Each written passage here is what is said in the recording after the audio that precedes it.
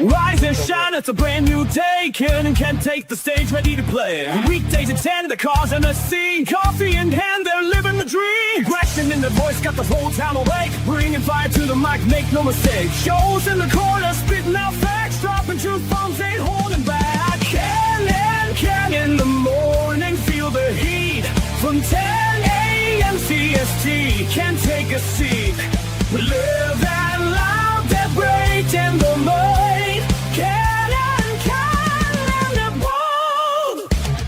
Light up your speakers, crank up the sound. They're talking about life upside down.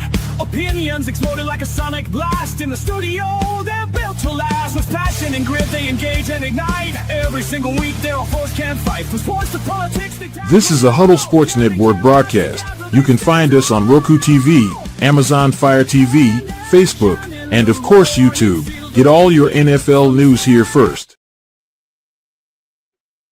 Good morning.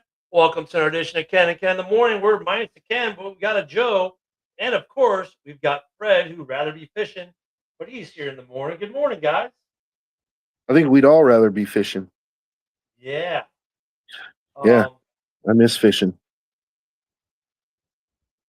There's no more fish. There's no more trout in the, well, I won't say there's no more trout. I don't seem to catch them anymore. I think you might have to have a boat at Lake Hennessy. It's the city of Napa Reservoir, but it's not in the city of Napa. And so I used to take my kids up there to go trout fishing, but I don't know, man. The trout are deep, I guess. You got to have a boat, and I don't have a boat, so.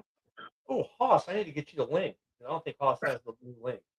Oh, yeah, Haas is supposed to be on today, right? Yeah. I'm sending you the link right now on X, Haas. And congratulations to Ken's son. Taking a big step for his future today. Yeah, that's what we're trying to work out. I was supposed to already have done it. There you go. I just sent it to you. And I heard Air Force boot camp is nowhere near as bad as Marine boot camp. Not like it used to be. I mean, even basics have changed so much over the years. Like now, these kids get their access to their cell phones by the end of the first or second week, and yeah, we'll see how this goes. They have a coining ceremony. I guess you get coins now when they graduate. But yeah, I went to MEPS when I was 17. I wanted to be a Marine, and dude, I wonder, do recruiters still lie? Because yeah. Because when I was, when we were on our way to MEPS, they were telling me wild stories about their MEPS experience, and mine turned out to be nothing like that. And I started to feel like I had been had. So like, okay, I'll real quick. So this is how this whole Genesis started with him going to the Air Force. So he calls me up one day and says, "Hey, I'm going to MEPS on Wednesday." What do you mean you're going to MEPS on Wednesday? Well, the Marine recruiter's taking me to MEPS. And I'm like, well, why is the Marine recruiter taking you to MEPS? Well, because he wants, like, no, you're not going to MEPS. Like, why? I'm like, if you go to MEPS, he wants you to sign a contract. Right? I'm like, and you're not going to the Marine Corps enlistment. Sorry. So I got him into ROTC to give college another shot. So he did a semester of Air Force ROTC. He did great in ROTC. It was the rest of the story of college where, he didn't turn into work, whatever. So it's like, okay, well, now you're going to go enlist in the Air Force. So, yeah, that's where we're at right now. I don't know. I haven't seen Dorn in a little bit, Fred. So, yeah, but, they will give you all kinds of promises. And I told Tay today, he signed his contract this morning. I said, reread the contract. If it's not in your contract, it doesn't exist. Mm-hmm. So he actually sent me the contract. So I've looked over his contract and he's good to go. But yeah, so as soon as we're done here, I'm going to swear him in, and it's been a kerfuffle with that because they didn't know how to handle a remote swearing in ceremony. It's not hard. I'm a commissioned officer. I raise my right hand. He raises his right hand. We do the oath of enlistment. Another officer, there's a witness. They signed the document. It's done, but that was hard. And then, of course, time hacks. This was supposed to be done. They had me up at 8 o'clock in the morning to do this. And I finally said, hey, guys, I got a 10 o'clock time hack. I got to be somewhere at 10 for an hour. And so we pushed it now till after the show. Sounds like MEPS. Yep. Sit around all day waiting, and then whenever And they Hoss, get to you, they get to you. And we've kept Hoss waiting this whole time before saying good morning. Hoss, how are you, brother? We haven't seen you in a minute. I know. It's Mardi Gras over here. I'm going to hit a parade later this afternoon. I got a show at noon talking to a former Saints player, Marvin Powell. So be sure to check that out. And then I'm going to be a part of open mic tonight when I get back from the Crew Cruise parade. So I got a stacked show. I haven't seen you on open mic in like a month and a half, 2 months almost. I know with basketball. Well, basketball season's about to wrap up. We're about to be in the playoffs in a couple of days. So no more Tuesday shenanigans. Tuesdays are going to be open for me if I ain't at working no baseball game. But so look, I know that's not the non-football news, but I need to address this one because you mentioned Mardi Gras. There's controversy in NOLA over Mardi Gras right now. I don't know if you've heard it. So CBS, the local CBS station said, mired in controversy over racist slogan. It's a plumbing company. And the side of their float said crack pipe, and it's a bunch of plumbers throwing beads out. Like, I don't understand how this was racist. But the video I saw the video. There was a black Barbie doll hanging from the bead, and it was hanging around the neck. That's what they got busted with. But isn't that? Never mind. I'm not going to get into it because that's because nobody. Well, like if you go into the cake, the baby in the cake is sometimes it's a black colored baby, sometimes it's a white colored baby. You know, the baby in the cake that you don't want to sink your teeth into because my God, that hurts. I mean, okay, it's just I mean, I'm sure it's more accidental or coincidental than anything. But anywho, let's get into some football. Look, yesterday was a big day. We broke it here during the show about Tyreek Hill being released. The Dolphins freed up about $60 million in cap. So free agency is starting to shape up a little bit. We're starting to see some players that might be available.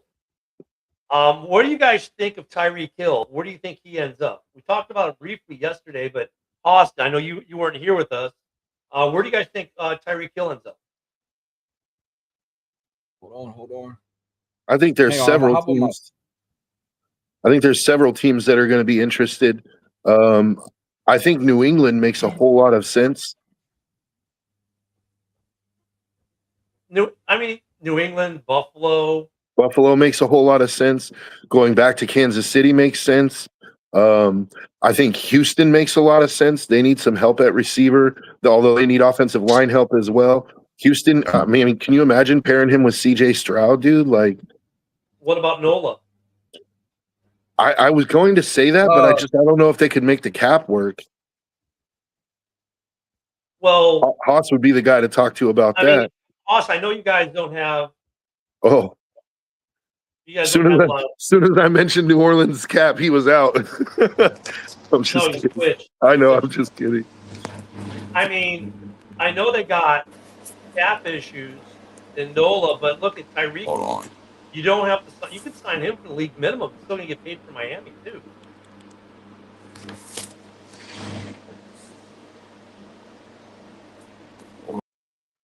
Oh, and then we lost Haas again. I didn't think about that. You're right. In fact, you know what? While we're waiting for Haas to come back, let me. Yeah, Baltimore is another one. He's still going to be listed on the Dolphins over the cap. So let me go there, then I can find his contract. Then we can see what his guarantee for this year is. I don't want to see him go to Baltimore though. He goes to Baltimore. I think that's the piece that might put them over the top. Tyreek Hill has $28 million in dead cap this year. It's fine. They moved him off, not Chubb. So. Oh, hold on. Let me bring him back in.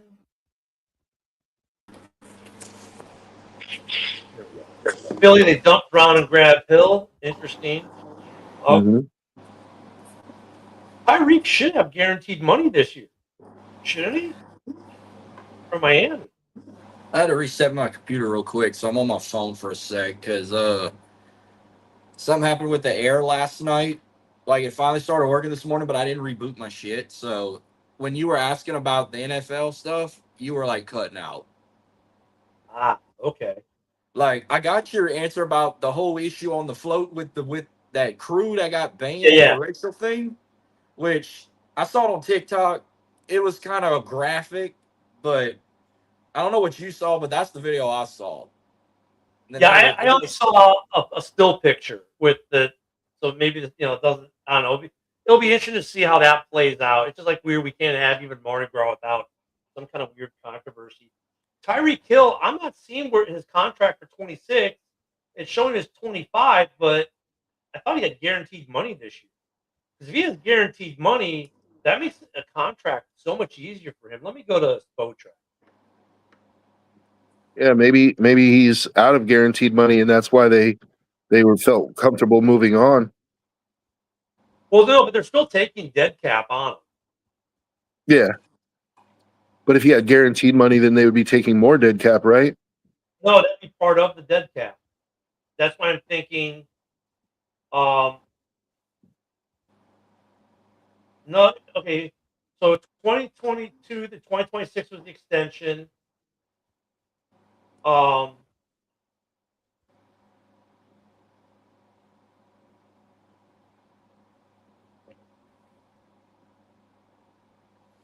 was shocked when they announced his release, but then I wasn't shocked at the same time.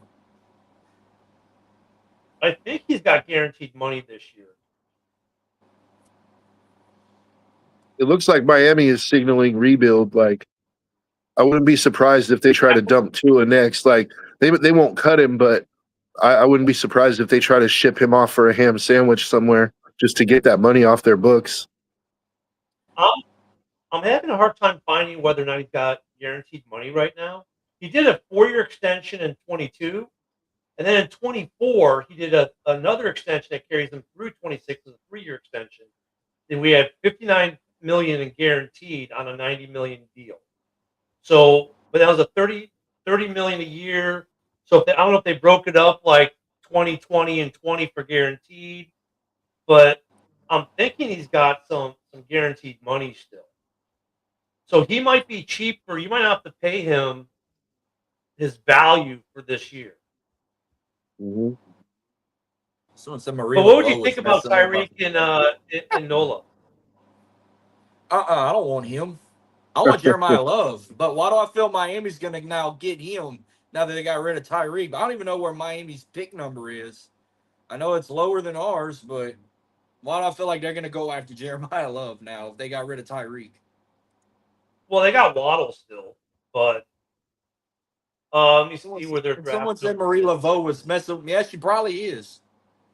Marie Laveau was fucking with my PC. Maybe she was. Let me see. You guys, okay, so we're looking. Nola's at 8, and Miami's at 11. So you're good, bro. We might get, if they don't draft like a damn lineman or a defensive player, would be surprised. Yeah. But when's the draft? I know it's in April, but I didn't really remember what the date was. I think it's I think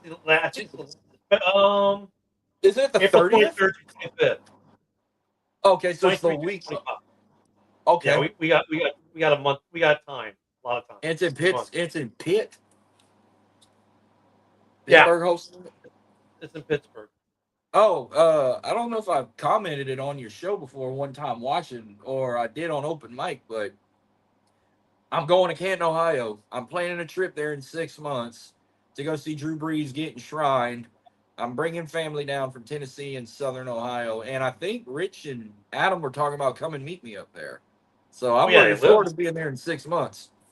They live close. Yeah, hey, maybe you can get a Brees signature while you're at it too. And we're gonna go do something in Cleveland. Like they might go take me out in Cleveland. We're gonna go party in Cleveland somewhere. Because that'll be my birthday week, so I'm looking forward to it. And then they were talking about They want me to come to the when the Saints host the Steelers. They were taking a trip down there, and they want me to come meet them there too. So I'm gonna look into that too. If I don't go to the Raiders game, I'm gonna go to the Steelers game. The Raiders game might be fun. I'm looking forward to seeing what the Raiders are going to look like this year. I mean, obviously, get drafting your quarterback number one overall helps that offense out some, but I'm waiting to see I'm waiting to see how they look under Kubiak. I mean, they like Vegas? There's some stuff to be excited for Vegas. Like the last couple of years, Joe and I have been sitting there going, "Look, they're not that bad," and the records have been abysmal. But they've got talent on this Vegas Raiders team. Just whether it's been coaching, injuries. Well, 2 years ago was injuries, right? The defense was decimated. Last year, I don't know if there was a disconnect with Pete Carroll and his offensive coordinator, and then quarterback just wasn't working for him, right? No one expected Geno Smith to be as bad as he was. And it's a chance for me to see. I think they got Fernando locked in. It'd be a chance to see Fernando and Ashton Jenney as a pro. So and I loved Ashton Jenney at Boise State, and Fernando, that was the American dream right there. He was like a Indiana version of Joe Burrow, what he went through to finish his college career the way he did. Well, then you get the gold jacket at tight end. That too, yeah. Hey, Joe, I didn't get any pushback on that gold jacket comment, too. He went with it. I mean, he recognizes, Brock Bowers is going to be the best. By the time he's done, Brock Bowers is going to be the best tight end in the history of football. I have no doubt. That dude is just amazing, man. When it comes to Tyreek, though, circling back, I'm going to throw a dark horse out there, and it's uncharacteristic of them, but they've been doing uncharacteristic things the last 2 seasons. The Green Bay Packers. They need a wide receiver. Yeah, I definitely think it would help their wide receiver room, especially if they're losing Dobbs. But I think it would actually be a really good fit in the sense that they need a true number one, and Tyreek is that. So it would take the pressure off Watson and all these other guys to have to carry the load. But coming off the injury that he's coming off, he's probably not even going to be ready to play till halfway through the season, right? Well, that's what. Well, you would think, but then again, look at they're saying some of these guys that we didn't think we would be ready for camp are now going to be ready for camp. So this is Tyreek we're talking about. I mean, he could be ready for camp. I mean, that's still 7 months away. And he's been out for 2 months, so I mean, you're talking a 9-10 month recovery. He might be ready for the season.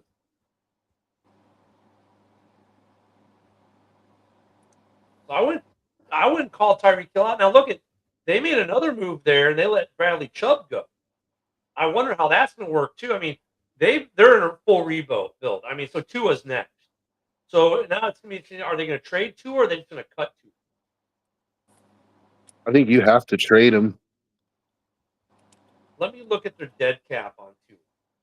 Yeah, it's got to be massive. Oh no, they can't. They have to trade him. His cap number this year is $56 million. The dead money on him, if they cut him, is $99 million. Yeah. They would go negative $42.9 million in cap if it was pre-June 1st. If he's post-June 1st, it's still bad.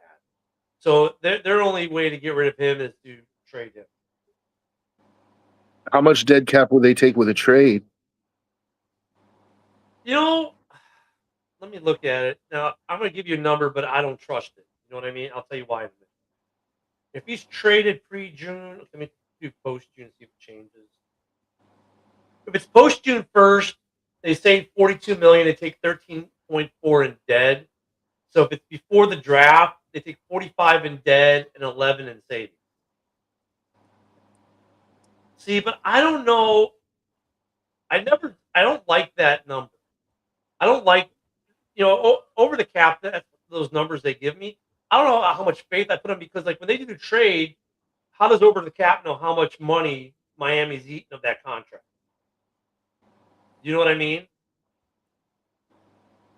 But I mean, okay, who's going to want to trade for Tua? That's the other question. Like, okay, let's look at guys who could possibly need a quarterback. Okay, Arizona. Indianapolis, Arizona. They got a quarterback of their own they want to get rid of. You got Indianapolis, Arizona. Sorry, I'm going to say it, Haas. NOLA. I actually like the way Suge played last year. I think they might have something there. Yeah, I mean, we found our guy.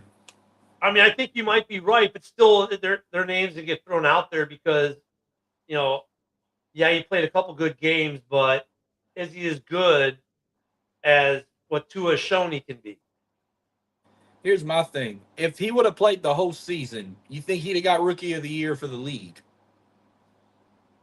Maybe. He was the runner-up behind the old boy from Washington. How you say his name? Matora? Or Tetora McMillan? I mean, Yeah. I hope you guys found your quarterback. Now you just got to put some people around them. That's why I was thinking maybe Tyreek, because him with Chris Olave sounds like a pretty good duo. Oh yeah, when I went to that Jets game, they had Olave had 2 touchdowns in that game. He should have had 3 if one didn't get called back. And their defense was rolling. That defense had 8 sacks in that 8 or 9 sacks against the Jets, and Chase Young I think had like 4 or 5 in that game. Plus Taysom Hill made history in that game, became the only player in the NFL to have 1,000 yards in passing, rushing, and receiving in that Jets game, and I was one of the greatest experiences to see.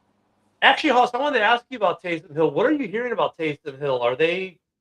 Is there any noise on him? Because I mean, he's pretty expensive. He's kind of a luxury. I hadn't heard nothing yet, but I'm gonna give my prediction. Say I'll give him about at least 3 more years minimum. He'll be with us. It's Do you think Kamara. I'm they're not waiting to going to try find to out. trade him? You don't think they're going to try to trade him or move on?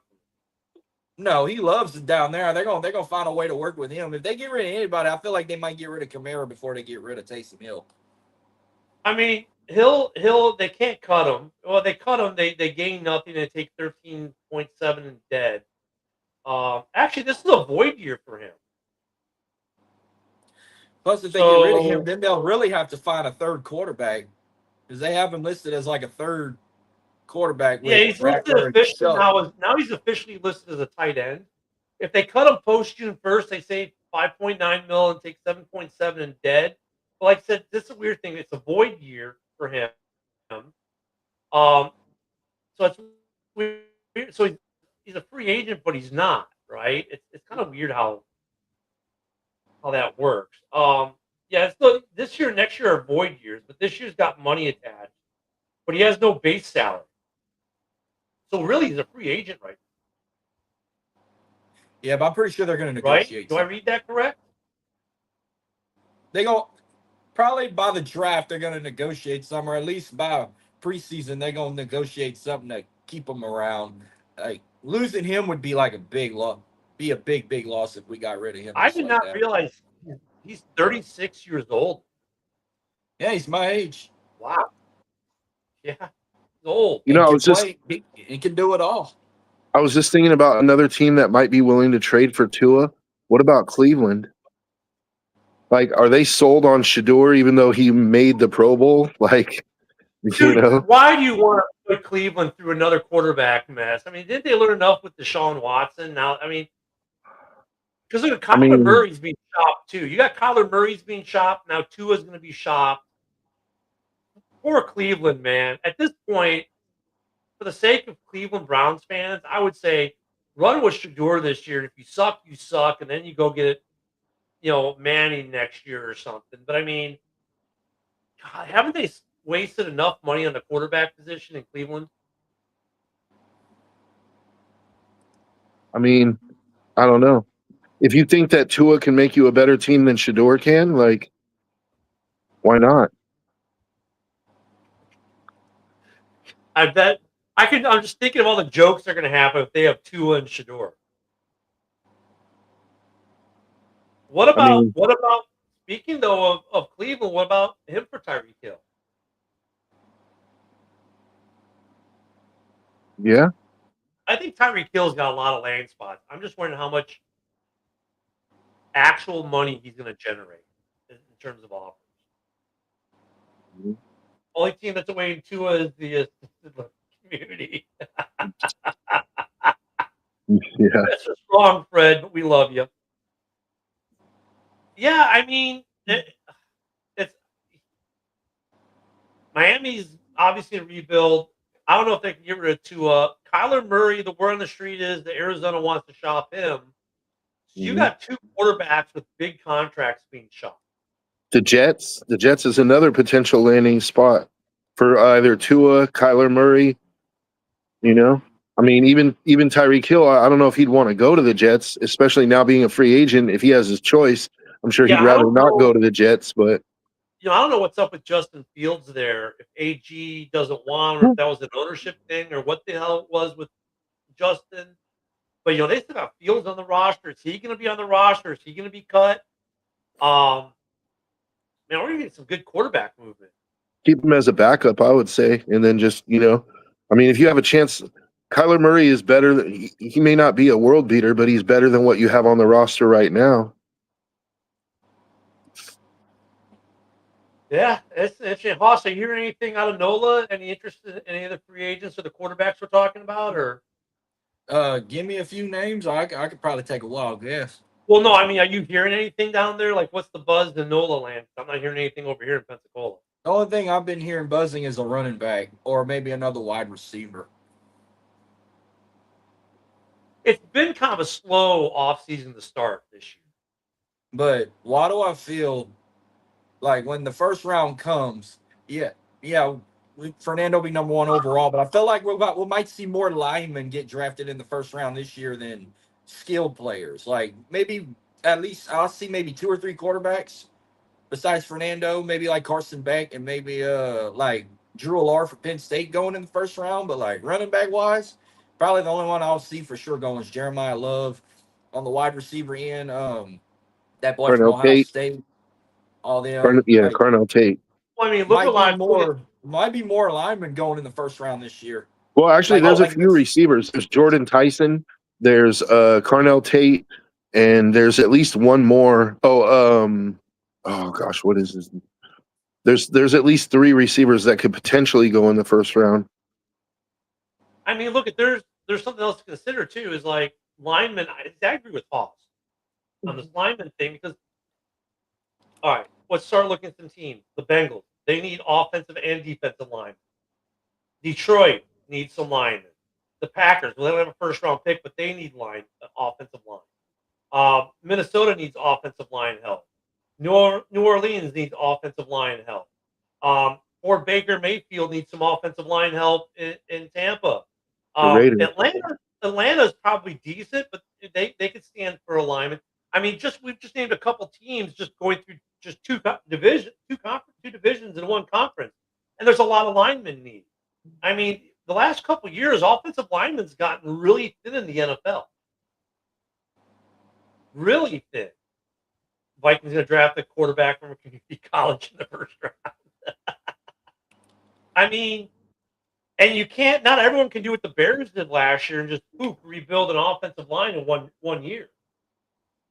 But there are some free agents. Like, let's go to the AFC West. Vegas needs offensive linemen. The Chargers need offensive linemen. Kansas City needs offensive linemen. Denver is probably the only team that's probably the most okay on the offensive line. Mm-hmm. Do I think the Pack makes a move to get back in the first round? In the past, I think that would have been an easy no. After the last 2 years, the way they've been doing business, if there's a player they really, really, really want at tackle, and they feel they have to jump back into the first round to get him, yes. But I don't think Ed Policy is going to let that happen. They don't have a first rounder this year. They don't have a first rounder next year. So they really don't have the draft capital to really move up into the first round, I don't think. Do you kind of agree with that, Joe? I mean, I agree and I disagree in the sense that I agree that they probably aren't going to look to spend any draft capital when they already don't have a first rounder. I think they do have the draft capital if they were willing to spend it, but I also think that this is what kind of makes me think that they might be willing to do it, is that the Packers as overall as a roster, they're not that far off. You know, like they were a playoff team last year. And that's with Micah Parsons being hurt, with Musgrave or is it Musgrave, their tight end? Yeah, that's great. Yeah, with Musgrave being hurt, like with their offensive line, you know, being pretty much down to second string guys. So if they feel like, you know, they're an offensive tackle, you know, away from having an even better team, I could see them taking the chance. Like, because what is it realistically going to cost you? You have a second, so if you give up your second and like let's say a fourth, you know, To move into the first round, you're going to have to give up more than that. Though. you think so? To get into the end of the first round? Well, depending how far into the first round you're going, if you're maybe looking pick 23 and up, maybe that scenario. Mhm. But I mean, I could see also like if the rumor's true and they want Rashawn Gary out of there, maybe it's Rashawn Gary in a second. Hmm. I don't know. What do you think, Hoss? I gotta agree, bro. Honestly, you brought up an interesting point, Ken. If they're willing to, I mean, we've already seen that they're like the jury is out right now on Rashawn Gary, right? Oh, it was Tucker Kraft that got injured. That's right, not Musgrave. So honestly, if I was them, I would consider packaging Gary with, you know, maybe another with their second and maybe even more, and try to get up into that top 10 and go get Reuben Bain. Because if you could pair Reuben Bain Jr. with Micah Parsons, all of a sudden that pass rush is no longer a problem, dude. Like, well, I'm wondering too for the Bears if they might be willing to, you know, like I said yesterday, they're like a player away, right? And maybe you package the, you know, the first round swap and next year's first rounder move far enough up to get Bain yourself, and now you put Bain with Montez Sweat. mm-hmm. That's a possibility. It just depends on how teams view Bain. Like Bain to me is the best pure pass rusher in the draft. Like Arvell Reese is really good, but he's a linebacker. He's more of like the Micah Parsons type, whereas Reuben Bain is like more like the Myles Garrett type. You know, like not saying that he's equal in talent, but just that he's a true defensive end. And I think he's the best true defensive end in the draft. But I've seen mocks where he falls as low as like 9 or 10. I'm at the point that like I hate talking about the draft this early because we still have free agency and that's going to change it. Right? Everything we think we know, every need we think we have changes once free agency hits the ground running. Today is tag day, by the way. They can start doing tags.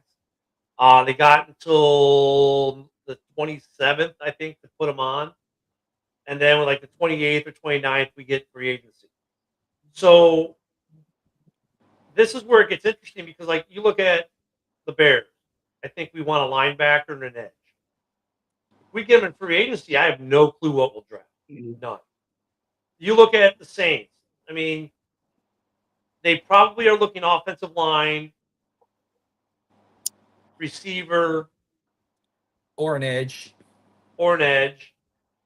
Another edge, right? Because you've got a decent. They've got their defense. Actually, your all's defense wasn't bad last year. But if they go with an edge, I think Reuben Bain would be the perfect choice if they're going for an edge. But if they're going, if they don't go after Jeremiah Love, then I think they can go out. They should take Reuben Bain. But you know what? I don't know if they're really looking for a running back because I don't know what Clyde Edwards-Helaire's status is with the Chiefs. But I wouldn't be surprised if the Chiefs go after Jeremiah Love. He's been actually mocked.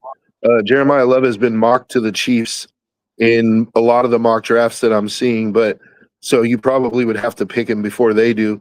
Honestly, Jeremiah Love, like he's a very good prospect. Like there's a lot of the NFL insiders actually think he's the best pure prospect in the draft. It's just that he's a running back, so unfortunately he's not viewed as a number one overall pick type guy. And then at least they're not calling him generational again, like they've been calling running backs every year. Oh, Genty's generational. Oh, this guy's everyone. I haven't heard the generational term for this draft class yet. Thank God. Now, if we're The thing- talking wide receiver, like Carnell Taylor, Jordan Tyson might go first in the wide receiver category. One of them could go to the Giants. The other one I could see maybe go to like the Rams, probably. I know they need a wide receiver. The Jets need a wide receiver. The Saints need a wide receiver. Yeah, I think Carolina does too. But I mean, well, yeah, that's another position group that, well, there's a lot of need. But I think like you hit it on the head when you started. The O line specifically, so many teams need O line help. I mean, we could probably rattle off all 32 teams, and probably about 22 of them need O line help. You know what I mean? I mean, O line is gotten dreadfully thin across the league. Yeah. So we'll do our own mocks. We'll start doing mocks probably after free agency. I don't want to do them too early because free agency changes the board so much. It's going to change my draft board. It's going to change everything. are you talking about on here or on open mic? You talking about On here. On here. On Okay. here. Yeah, I'm not like JB did a draft the other day as like deuces, because it's way too early for me. Because the reality is everything we mock out now is going to change the second free agency hit. Oh yeah. And, there's only one guy who you can probably guarantee is your lock, and that's your number one pick. Minus that, everyone changes so drastically because of what they get. So at this point last year, we were mocking for the Bears. I was mocking O-line, O-line, O-line. And then what do we end up, but then free agency hits, and now we're drafting tight end, wide receiver, then an O-line. It was our third pick, our second, third round pick. Or our second round pick was O-line. So it's going to change everything. And then, like with the Bears, I think it's pretty simple. It's edge. Well, right now we have three needs because of what's not under contract: edge, linebacker, and safety. Because right now we have 0 safeties under contract. Yeah, I was gonna say maybe a defensive back. DB corners were good. Safeties is what we need. And then we got to figure out if we're going to re-sign Nahshon Wright or he's going to go get big money elsewhere. So for the Bears, depending on what happens in free agency, he's going to dictate. If they don't get a linebacker, well, now I see them maybe going for a linebacker with the first pick in the draft. So, hey, since y'all talking about needing a safety, I know y'all got a former player of ours in C.J. Garner-Johnson. Is he about to hit free agency too? Same with Kevin Byard and so Byard. Well, okay, Garner-Johnson was on a 1-year deal, expired. But he's a corner, but all 4 of our safeties were at the end of their deal. So now look at Byard wants to stay in Chicago, and Chicago wants him. Same with Brisker, so they'll probably re-sign him. The question is going to be how much money for those 2 guys. Garner-Johnson wants to see. I think Garner-Johnson wants to see what's out there and where he can start. In Chicago, he's going to be the backup. I think he's a great fit in Chicago, but I think a lot of people might want to be in Chicago because, look, they're a team that you might be able to win a ring with this year or next year. So that's another dynamic. I never rooted the Bears so hard whenever y'all were playing the Rams, and then when y'all lost that game, I was heartbroken. Yeah. But shouts to the Seahawks for taking care of that. Yeah, free agency is going to be interesting this year. To be honest with you, I think we were kind of robbed with the Super Bowl because I was expecting like JSN to ball the hell out until he got a concussion protocol, and that kind of like ruined my damn parlay because I had him rushing for over 100-something over 100-something receiving yards and at least a touchdown, and he only had like 27 yards. And K9, not bad getting MVP, but not getting a touchdown or getting a touchdown called back because of a stupid holding call. And look, the only reason he got the MVP, the only reason he got MVP is the Sam Darnold didn't really light it up, and he got over 100 yards rushing. But really, the MVP of that game was the place kicker. I hope there's no Patriot fans that tune in here because I might break a few hearts, but they're not going to ever win anything again unless Tom Brady's there. Yeah, their O-line. Did they even have an O-line? Like, they're another team that needs O-line help. Their O-line was they had Will Campbell, but Will Campbell was a little off. He got destroyed in that game. But you know what? Sometimes that fuels the fire, dude. And Like the thing is with Will Campbell is he was when the Patriots drafted him, there was already the talk that they should move him inside to guard because his arms are too short to deal with NFL defensive ends. They kept him at tackle, and I actually saw an article that was extremely relevant to this where they talked about the Super Bowl matchups. All except one of the defensive ends for the Seahawks had longer than this certain length. It was like 33-inch arms, and that Will Campbell accounted for like 16 pressures in the game. Like I don't know how many sacks. The only time that he ever like was able to hold his own was against the one defensive end that they had that had shorter arms. Like so that it kind of shows that the people who were saying maybe switch him to guard were right. But I think that this is the kind of game, especially in the Super Bowl, that can change a guy's career. Like where he's like, "Damn, dude!" Like, you know, I don't know. I would expect Will Campbell to come out next year with a fire under his ass. I wonder how many flags he got in his rookie season for holding, like he had at LSU in his last year, because it's like he averaged at least one holding call a game, and I've seen games where he had about 2 or 3 holding calls. Like, I think for the Pats, they've got. I think they can win one with Drake May, but that offensive line was completely overwhelmed by Seattle. Drake May made some good plays. I mean, look at Drake May, like they got themselves a good quarterback. That draft class is looking better and better. Mm-hmm. You know, with Caleb and Drake and this draft class they came out of is looking better and better. Bo Nix too. I mean, even though I'm not a fan of Bo Nix, like, you know, I think he's been carried by a really solid defense, but like Bo Nix, I mean, he was in the AFC title game, and you could argue if he didn't go down with that injury, I think they'd have went. I think we'd have got a Broncos Seahawks matchup if he didn't get injured after that game. Probably Denver would have won another one. That quarterback draft class is looking really good right now overall. Penix will have to wait and see, and JJ McCarthy will have to see, but at least 3 really quality quarterbacks it looks like came out of that draft class. Mm-hmm. Should we be worried about Kansas City next year? They all talking like, "Oh, we'll be back next year," or we're not hesitating with the Chiefs. I mean, they need a lot. They need a lot. They need offensive line. They need receiver help. The running back situation kind of always seems to take care of itself. But you know, I think Kelsey's coming back just to have one last full season with Mahomes. I think they're starting to get into that transitionary period. He about to pay for the most expensive wedding. He need to make his money back, and he need to ball out, or she's gonna probably divorce his ass. And then there's really gonna be another album coming out. This could be Reed's final year. I mean, I'm not worried about Kansas City in that division. I think they need to be worried about Denver got that locked in.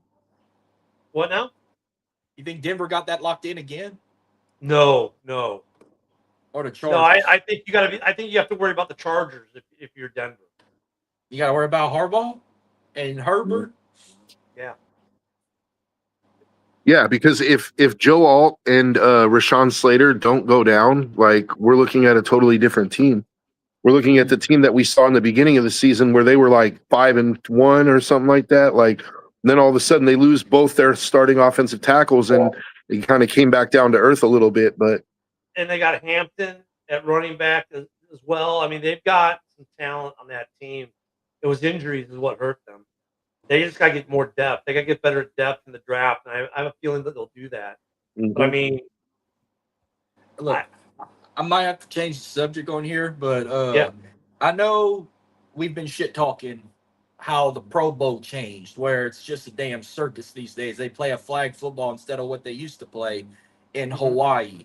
Can you say the same thing about the NBA All-Star game? Because what I watched this weekend, the slam dunk contest is just a bigger circus than the damn flag football game. I have not watched anything NBA in so long with that stuff, so I couldn't tell. I do know there was controversy because the one guy who won the dunk contest wasn't even in the NBA; he's in the G League. So, or we won it in the past or whatever. I mean, I don't even watch the NBA stuff, man. It's not even worth my time anymore. It really isn't. You know, I mean, I'll watch hockey stuff. I'll watch Well, NFL after are you that. gonna watch? I know the NHL been on pause because of the Winter Olympics, but we got a big game Thursday night, USA and Canada. Like I'm looking forward to it. I'm hoping Dallas Well, Eichel ball turns into a bash Well, brother. right now, the way it's tracking, both gold medal games will be U.S. Canada, which I think Thursday is the women, right? Yeah, the yeah, women been balling out too. yeah. Thursday, I think Thursday's hockey game is the women gold medal game. So, yeah, I'll definitely be watching that. And then the men will be. I still have the commercial with John Hamm where he says, "What's wrong with Canada?" And they all laugh. They go, "They did a thing." And they show the clips of them fighting during the Nations Cup. Yeah, it's gonna be a great game. Great game. I know. I miss watching the NHL, and I was like, and then I forgot. I'm like, oh damn, they're all in Italy right now. That's why they paused it for 3 weeks. Because with the NFL over with, it's like if I need a break Well, it from seems like the NFL has decided not to do anything because the Olympics are going on. It's really been quiet. Maybe that's part of the Olympic cycle too. I don't know, but I mean, I was don't get hoping. me wrong. I'm enjoying watching college baseball and basketball, but it's like I might need a break. I want to watch something different. I want to watch a fight, but I'm gonna have to watch the country's fight until what? I think it's at the end of the month. I think the 25th. The NHL is gonna be back running, and then Yeah, I can watch.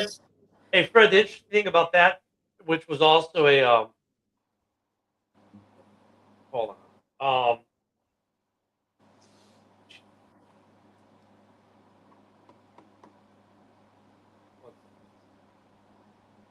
okay, what was I gonna say? I just lost my train of thought. I'm sorry. Oh, with the hockey thing. The one game where against Canada was the first time Canada's ever been shut out in Olympic hockey. Really? Yeah. Damn, we dominated their own sport.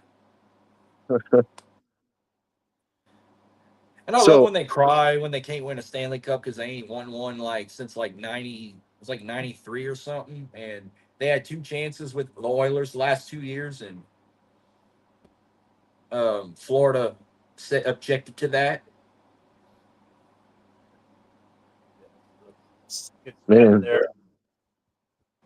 so I was yesterday. I saw on Google that so Bears reporters are starting to talk about a potential Max Crosby trade, and there was one report in particular. No, but this one, I mean, I can't like verify its veracity, right? But he's a Bears inside like reporter, like he's a Bears team reporter, and he said that basically he's been speaking to some people inside the Raiders organization, and he kind of nailed them down to what they think a potential price would be, and he said that it's looking like if the Bears were to offer DJ Moore next year's first and a later round pick in 2027, that would get the deal done, according to unnamed Raiders insiders, right? Like,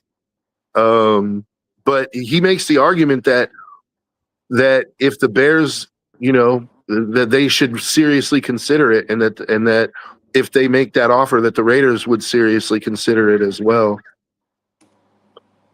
I don't want it to happen. I'm just saying, like that. I don't know if I want to trade DJ Moore, to be honest with you, but I mean, look, it's like we have the depth at wide receiver, but DJ Moore does so much more than just catch the ball. You know what I mean?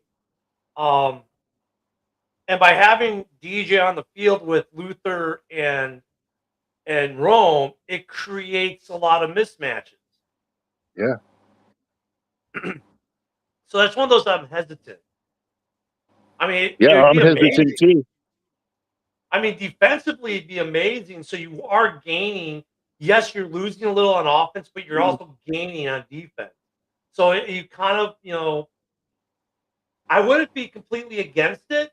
I mean, also by moving DJ, you do some cap number changing. I mean, that makes sense too for the economics of football. That'd be interesting. What the heck is Ivan talking about? Opalaka. No. That'd be an interesting move. I mean, if the Bears got Max Crosby for DJ Moore in a first round and maybe a later, so you're talking not even a first rounder this year, but next year's first round. Yeah, so it's basically DJ Moore this year, the 2027 first, and a 2027 like third or fourth. That's very enticing because you retain your pick this year too. I feel bad for DJ Moore and all that. I feel bad for Max Crosby and all this in a way. Like, Well, if he really doesn't want to be traded, but if he wants to be traded, then I mean, right? I But would no, but look, for Max though, he's going to go to a team where he has a chance to win a ring, right? For Mhm. DJ, last season was his first ever winning season in the NFL. Oh, I think we got out. Fred's giving you. Fred does not want to see the Bears do that. So that means it must be a good idea. Fred doesn't want it.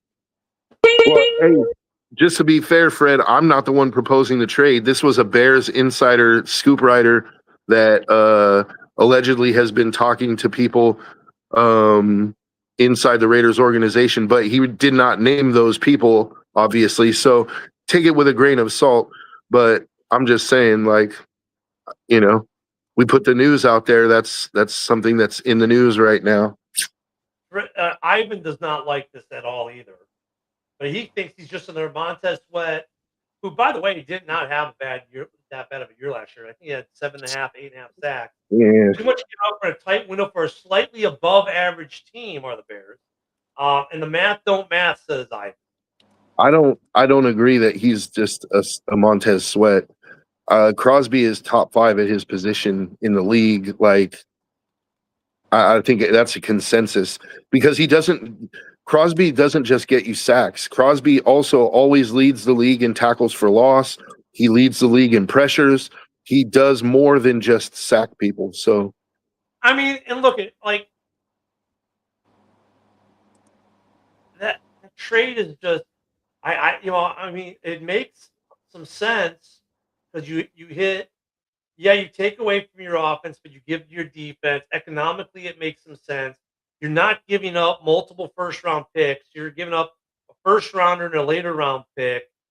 I mean, are you really overpaying for him at that point? I mean, that trade does math. It does math. I it don't know if addresses an immediate need on the Raiders as well. I don't know if that's a logical move by Foles, Ivan. I mean, that might actually. I mean, I want to keep DJ Moore personally, but I mean, would I be against that trade if it happened? I'd get over my upsetness pretty quick. I think I'd be I'd feel bad for DJ. You know, I love him as a Bear, and I think he helps this offense with a lot of things. But I'd get it. I would get it. So I'm not completely against it, but I would get it. Yeah. I don't love the trade personally. Like, I mean, it addresses a need for the Raiders, right? Like they need a one receiver. They would get an extra first-round pick, which would probably be somewhere in the 27 to 32 range after the Bears get Max Crosby. So you're getting a late first rounder. To me, it's not worth it just because Max does so much for us. Like, I mean, the maths, but sentimentally, like, Max is a leader on our team. I don't want to give him up. Want to go, I wouldn't stop him. Like, you know. And money wise, Max's cap number is 35.7 and DJ's is just over 28. So you kind of like for the Bears, you have to give up a little bit of cap money. Not much. About 2 mil. Yeah, I mean that'd be an interesting trade. The maths, but Yeah, everyone in the North is automatically going to hate that trade, just so you know. yeah.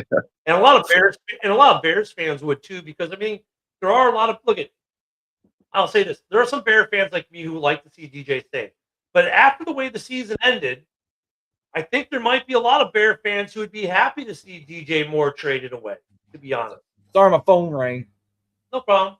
There might be a lot of Bears fans who'd be happy to see DJ Moore gone.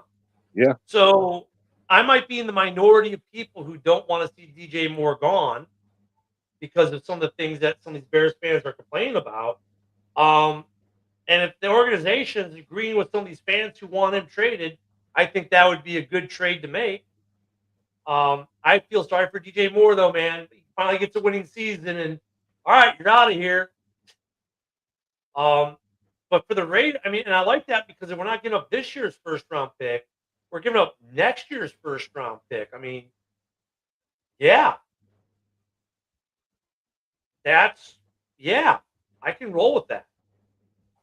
We'll see what that, I think we're going to get a couple blockbusters this year. I don't know if that's going to be one of them.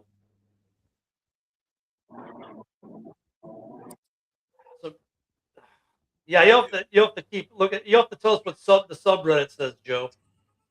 I'm sure the subreddit's alive with this one. Oh yeah. Honestly, at this point, Max hasn't done himself any favors by not coming out and just saying, like, Max could squash all these rumors right now by just saying, no, I want to be a Raider and that's it. But his refusal to do that and his little IG posts and stuff is not winning him many supporters in the Raiders subreddit. At least I think I'm not saying it's the consensus among Raider fans, but the general consensus among the Raiders subreddit, which has at least like 200,000 members, is saying, like, at this point, just get what you can, like, get the best deal you can for him and ship him off. Like, we're tired. We love Max, but we're tired of the ambiguity that he continues to feed. And if he really wants out, let him out. God, could you imagine if Max Crosby ends up in the NFC North in Chicago? I mean, the NFC North is already just a ridiculous division to begin with. It would be huge.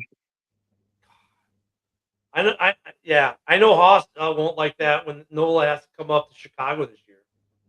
The thing that I don't understand for Max, though, just real quick, the thing that I don't understand for Max is that, like, you've been with the team, you've stuck by him through thick and thin, through losing season after losing season, and now that they finally have hope, they're getting their number one quarterback, they have all this money to address the offensive line. They got a brand new coach who was finally one of the top candidates in the coaching cycle. There's a lot to be hopeful for, and now you want to trade? Like, when you're standing on the precipice of maybe building something that you've been wanting this whole time, now you want out. That just doesn't make sense to me. No. I think part of that, though, might be because of the way the season ended last year. Get over it, man. Like, I get it. You want to play, right? But, like, think about it, dude. If the Raiders let you play, then yeah, there's a chance we win one of those games. We don't get Fernando, and we're in the very position that you want to be traded for. Like, suck up your pride, accept the fact that, yeah, we tanked the last two games so that we could get the number one overall pick for the betterment of the franchise, dude. Like, Max doesn't seem to be being a team player in this instance, and that's what bothers me. It's almost like so the Raiders fans have almost a little bit of the same complaint that Bears fans have about DJ in a weird way. And I don't know if those arguments are really good arguments for the type of guys that we know they really are, but yet we've seen this other kind of, I don't want to say side of them, but this glimpse of maybe that. I mean, it's an interesting situation. That trade becomes very interesting because of these subplots with, like, some of the Raiders fans like saying what you're saying, some of the Bears fans saying what they've been saying about DJ. Maybe it's a fresh start for both of them. Neither of these guys should want to be off their respective current teams for various reasons. DJ should want to stay in Chicago because he's on the chance of maybe winning a ring. Max is on the precipice of building something. So, guys, we'll have to continue to look at this tomorrow. Thank you, Hoss, for stopping through today. Thanks for everyone being here. Ken will be back tomorrow. I've got to go and get my son sworn into the Air Force. They're waiting on me. So we will see you all tomorrow. So for me, Joe, and Hoss, thanks, everyone. Have a great Tuesday. Don't forget, tonight will be open mic night. I'm driving to the top, and we'll see y'all tomorrow morning. Have a great one, everyone. JB is next.